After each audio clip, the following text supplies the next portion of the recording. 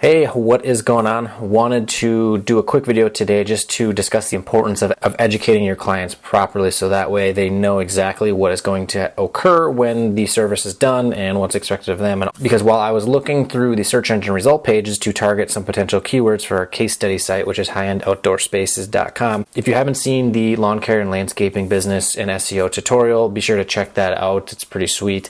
I'll just put an annotation here on the screen and a link below. But I came across this review that showed up pretty high in a local search term for the area where we are trying to rank this site. And since this is the area where my lawn and landscape company was based, I actually know the owner of this company. We went to high school together and oddly enough, we worked together for a summer at the very first job I had at another local lawn company 10 years ago. We eventually went on to both start businesses in this industry, so go figure, kind of a small world type of thing there. But the problem that I see with this review is that so many business owners, and not just lawn and landscape, but it can be in plumbing, it can be in cabinetry, carpentry, whatever, any kind of remodeling, whatever service business it is. So many owners will just blow this off and write it off and say, oh, it's not a big deal. Or they'll say, oh, the customer was a complete pain in the ass anyway. I don't care about their $40 for a fertilizer application. And in reality, that couldn't be further from the truth. Since it's the only review on Yelp, how likely would someone browsing around Yelp or the search rankings and they see this review, how likely would it be that they actually call this company and request a quote for services? It's probably not going to happen because it's the only review. As you can see right here, they're the first to review and it was just a few months ago. So this unhappy client will probably go out of their way to tell their friends and family how bad their experience was with this company. We want their experience to be so good that they rant and rave to their friends and family about how good the experience was and how awesome their property looks now. So as we read through this review, I see some issues that came up that could have been prevented by the company that would have prevented this disgruntled customer and prevented this bad review. The first thing being that when the customer asked why their lawn looked worse, it appears that the answer was not exactly what the person wanted to hear. They said that the crabgrass needs a different application. Obviously they weren't happy with that, and then they were asking why it's not been applied or it wasn't expressed to us.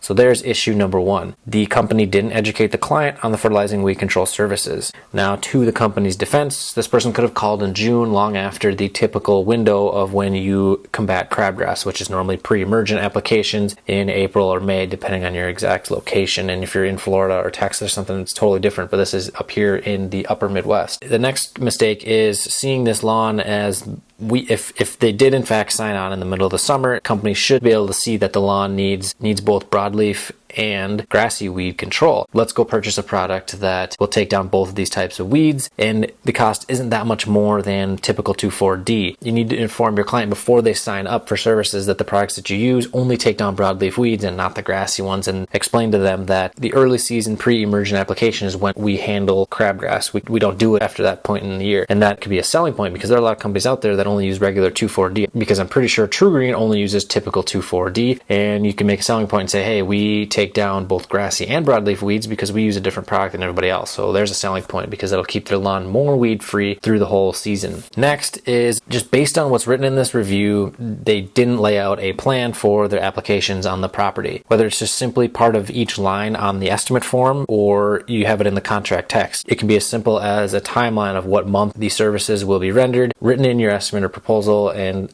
of course on your contract, so that way the client will be well informed of what's going to happen and when. There's a clause somewhere in your estimate form or your contract, whatever the customer is going to sign, stating that the client will be contacted by the company within X amount of days before the service, so that way they have ample time to get their property ready, get toys off there, make sure the kids stay off, all that sort of stuff. So the next issue is the lack of communication between the company and the client. This is really, really bad. Ideally, you want to reply back to your clients within 1 to 2 business days at most. If a client has to send multiple emails to your company, especially when your email can be accessed on your phone, especially when your email account can be accessed on your phone, if you have the Google for Work app with your website, it can be really, really simple and quick and easy, and it's not expensive either. There's really no excuse to not be getting back to your clients via email, because you can do it in the morning before you head out, or at night, or at lunch, or whatever. It's not a good situation to be in, and it's really, really bad customer service. So then they write in saying that their neighbors and them were so disappointed that they were going to do it on their own and go to this garden co-op store, I believe is what this is, and just do the work themselves.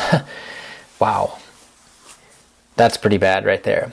So then they go on to say they'd like to recommend this company, but based on the poor service and result, I'm not able to. I wish someone else had reviewed this company before I hired them.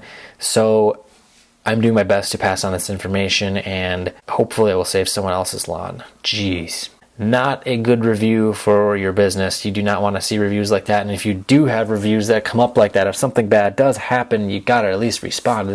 Today is January 9th. This review was written 4 months ago. So a bad review like this is a really, really bad look for any company. It doesn't matter what it is. It could be a retail store, or service business, or whatever. It's not something that you want to have written about your business. And if it is, you really need to make sure that you reply and make sure that this customer goes from mad to happy. So if you like this video, be sure to hit the like button below, subscribe to the channel if you're not already, and also with YouTube's goofy algorithm changes, be sure to click that bell so that way you get the notifications of when the new videos come out. And if you want to get a list of the 10 biggest mistakes that new lawn and landscape business owners make, this will save you hours upon hours of frustration, stress, and headaches. Be sure to click the annotation on the screen. There will be a link below. Also, we send all kinds of cool training as well as that list of the 10 biggest mistakes. That way, getting your business up and running off the ground is a lot easier. So this has been another video at Lawnpreneurship. Thank you for watching, and we will see you in the next video.